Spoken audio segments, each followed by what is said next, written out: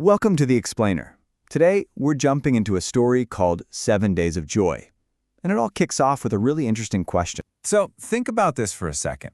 Why would a family with a perfectly nice, comfortable home just up and decide to live in a flimsy little hut for a whole week?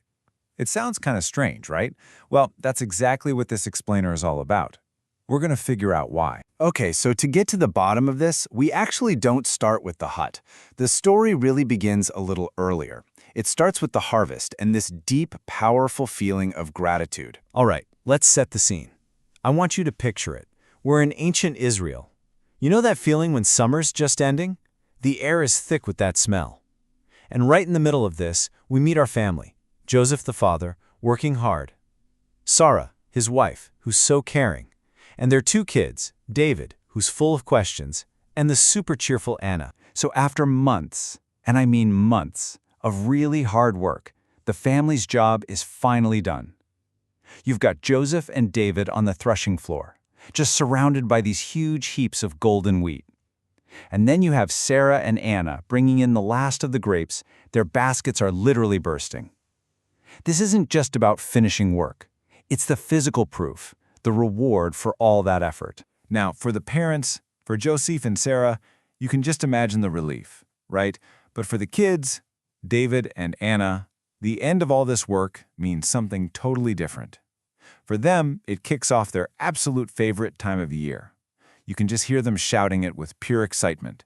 The Feast of Booths. But here's the thing. This isn't just some random party they decided to throw. No, this celebration is rooted in something much deeper, in their faith and their traditions. It all comes from a very specific instruction, a command that's really the heart of this entire festival. And this right here is the key. Joseph gathers his family and reminds them of this ancient law. See, it's not just a friendly suggestion, it's a command to celebrate for 7 full days. But only after all the work is done, after the harvest is in. It directly connects their thankfulness for the food on their table with this very specific act of joy and remembrance. Okay, so the harvest is in. The command has been given. So what's next? Well, the family gets to work again, but on something totally different. They're not building a house to live in, not in the usual way. What they're building is a memory, a physical symbol of their own history. What they're building is called a seneca, or as it's also known, a sukkah. It's a temporary booth, a hut, and its whole purpose is symbolic.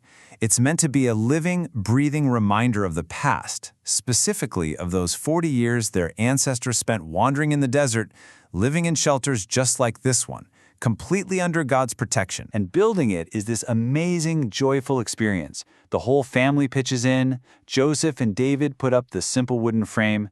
Meanwhile, Sarah and Anna are weaving this beautiful roof out of fresh palm, myrtle, and willow branches. And here's a crucial detail. They deliberately leave gaps in that roof, big enough so they can look up at night and see the stars. Then, to top it all off, they decorate the inside with the very fruits and flowers from their own harvest. And while they're all working together, Sarah explains the real meaning to the kids. She tells them, this little booth, it's not about being waterproof. It's about remembering a time when our people had nothing, when they were so vulnerable and had to trust completely in their faith. The Seneca is a physical reminder of that trust and that amazing history. So, the booth is finished. And there it stands in their yard, this simple, beautiful little structure just packed with meaning. And now that it's done, the real celebration can finally begin. Just imagine that first night. The family all gathers inside the Seneca. The whole space is glowing from the warm, flickering light of oil lamps. There's a table set with the best of everything they have, freshly baked bread, all the fruits, roasted meat. The feeling in there isn't one of hardship at all. It's just this incredible sense of peace and closeness. Then Joseph stands, holds up a cup of wine, and recites the traditional blessing. And in that blessing, he gives thanks for the commandment to dwell in the sukkah. That word is so important, to live in it. And with that blessing, their 7 days of living in this temporary home officially begin. They're going to eat here, celebrate here, even sleep here. And as they're all there, eating and talking, the whole point of this week just crystallizes. It's really a threefold joy. First, they are actively remembering their history and God's care for their ancestors.